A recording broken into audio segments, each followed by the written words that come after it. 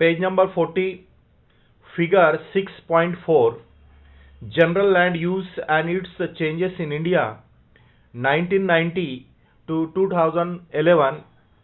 अभी हम यहाँ पर भारत का सर्वसाधारण भूमि उपयोग एवं उसमें हुए परिवर्तन 1990 से 2011 इस फिगर का विश्लेषण कर रहे हैं।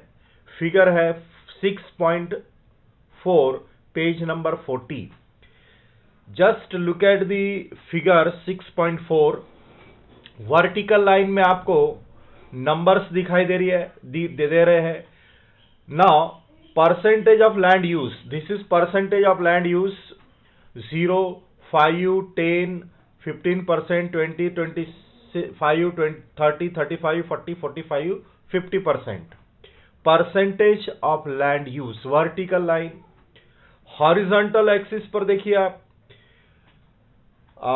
19 ईयर्स दिया है, years are given 1990 to 91, 2000 to 2001, 2010 to 2011, ये ईयर्स दिए हैं हॉरिजॉन्टल एक्सिस पर। Now columns are given in different colours, columns दिए हैं अलग अलग कलर्स में। I think 6 colours are given, columns are shown in 6 colours. 6 colours में कॉलम्स को शो किया है, ब्लू, ग्रीन, रेड, ग्रे, फेंट dark blue and orange colour. इस टाइप से कलर्स दिए हैं। यहां पर इंडेक्स भी दिया है नीचे में, you can see forest, forest का स्क्वायर दिया है इंडेक्स में, फॉरेस्ट यानी 1 जो ब्लू कलर में दिया है। नॉन एग्रीकल्चर लैंड, गैर कृषि भूमि, रेड कलर में दिया है। चारागाह जिसको हम पाश्चर बोलते हैं, ग्रे कलर में दिया है। अदर नॉन एग्रीकल्चरल यानी अन्य गैर कृषि भूमि, जिसको ऑरेंज कलर में दिया है। फैलो लैंड, परती भूमि दिया है। And last one in green colour, total agricultural land, कुल कृषि क्षेत्र, इंडेक्स दिया है। नाउ यहां पर जो कॉलम्स दिए they are in different colours.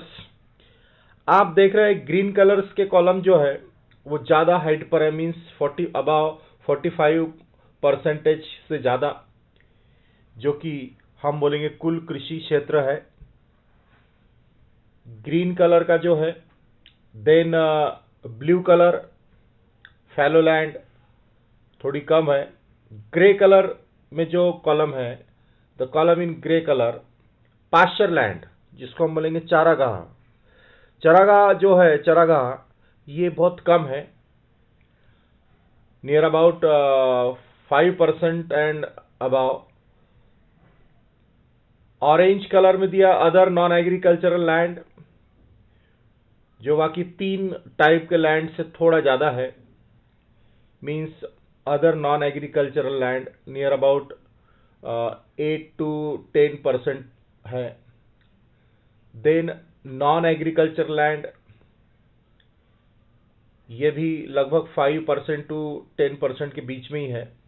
In this way we can see this figure 6.4, general land use, Bharat का सर्वसाधारण भूमि उपयोग और इट्स चेंजेस इन इंडिया, और इंडिया में उसके चेंजेस क्या, उसमें परिवर्तन क्या हुए 19 to 11, 1990 से 2011 के बीच में। अब इसमें कुछ क्वेश्चंस दिया है, उसको हम डिस्कस करते हैं। Can you tell, give the answers on the basis of figure 6.4। Study the figure 6.4 given on the page 40 of your textbook. आपके टेक्स्ट बुक में 40, पेज नंबर 40 पर जो फिगर 6.4 दिया है उसका आपको अध्ययन करना है and answer the following questions, और उस पर आधारित जो क्वेश्चंस है उसके आंसर्स देना है। The first question is, which are the land uses of 1990 to 91 that show decline in 2010 to 11? What could be reasons for this? यानी ये जो क्वेश्चन है इसका पहले अर्थ हम समझ लेते हैं। कौन सा भूमि उपयोग, which land use, which are the land uses, कौन सा भूमि उपयोग वर्ष 1992-91 की तुलना में 2010-11 में कम हो गया? कौन से टाइप का भूमि उपयोग, which are the land uses, जो 1990-91 शो करता है डिक्लाइन इन 2010-11, उसके पीछे के कारण क्या है, मतलब उसके पीछे क्या कारण हो सकते हैं कि वो डिक्लाइन हुआ?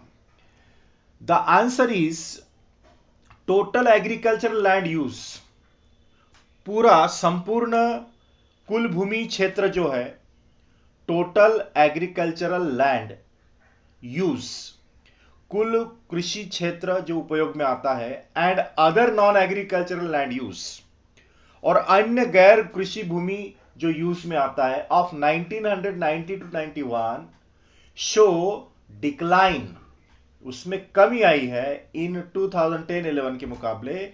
Increased urbanisation could be reason for this, यानी अर्बनाइजेशन बढ़ा है, शहरीकरण होने की वजह से ये डिक्लाइन हमको दिखता है। Means total agriculture land use and other non agriculture land use of 1990 to 91 and it shows decline, इसमें डिक्लाइन है in comparison to 2010-11. It is because increased urbanization, या अर्बनाइजेशन का जो शहरीकरण जो बड़ा है उसकी वजह से हुआ है। Second question, which type of land use is the maximum, किस भूमि उपयोग में लक्षणीय वृद्धि हुई है, यानी बहुत ज्यादा उसमें ग्रोथ हुई है। Which type of land use is the maximum, what would be the impact of this on India's environment, इसका इंडिया के एनवायरमेंट पे क्या इंपैक्ट होगा? Agricultural land use is the maximum, agricultural land use जो है ये इसमें ज्यादा वृद्धि है, लक्षणीय वृद्धि है। इट इंडिकेट्स, ये क्या इंडिकेट करता है? That India is an agrarian country, कि भारत देश जो है यह कृषि प्रधान देश है, and its environment is comparatively more natural, Bharat का एनवायरमेंट जो है वो तुलनात्मक दृष्टिकोण से ज्यादा प्राकृतिक है। Next question, can a decline in the area under agriculture equated with food storage shortage, sorry, मतलब क्या कृषि क्षेत्र में कमी आने का संबंध अन्न की कमी से लग जाया सकता है? कमी से लग जाएगा उसका मतलब कहने का यह है कि can a decline in the area under agriculture, agricultural यानी कृषि के क्षेत्र में कमी आने का संबंध अन्न की कमी से लगाया जा सकता है। A decline in the area under agriculture cannot be equated with food shortage, हम फूड शॉर्टेज के साथ में इसको इक्वेटेट नहीं कर सकते। विद मॉडर्न टेक्नोलॉजी, आधुनिक तंत्र ज्ञान के साथ, the maximum agricultural food production can be undertaken in limited areas, हम लिमिटेड एरियाज में भी एग्रीकल्चरल फूड प्रोडक्शन को ज्यादा कर सकते हैं with modern technology, with the help of the modern technology. Give it a try, देखो होता है क्या। Here you have been given a figure, एक फिगर आपको दिया, इस फिगर में, इस आकृति में जो कंटेंट्स दिए उसको हम डिस्कस कर लेते हैं। First we will discuss the contents in this figure. Area under forest, area under forest है 16.9%, non agricultural land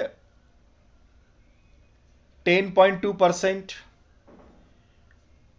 ग्रेजेबल land and cultivable fallow land 7.9%, fallow land 8.3%, area under crops 56.8%, now this is Maharashtra state land use 2010-11।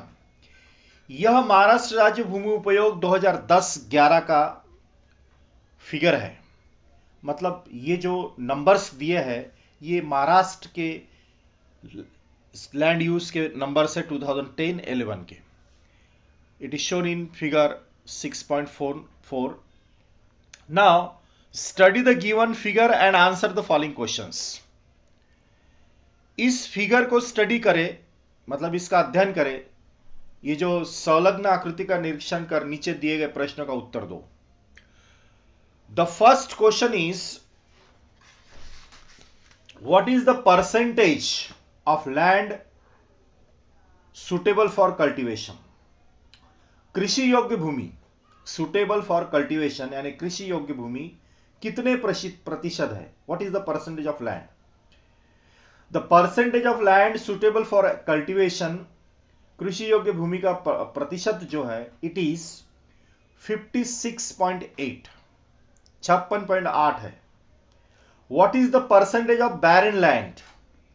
Baron means अनुपजाऊ, जिसपे फसल नहीं होती, बंजर जमीन जिसको हम बोलेंगे। तो अनुपजाऊ भूमि कितनी है।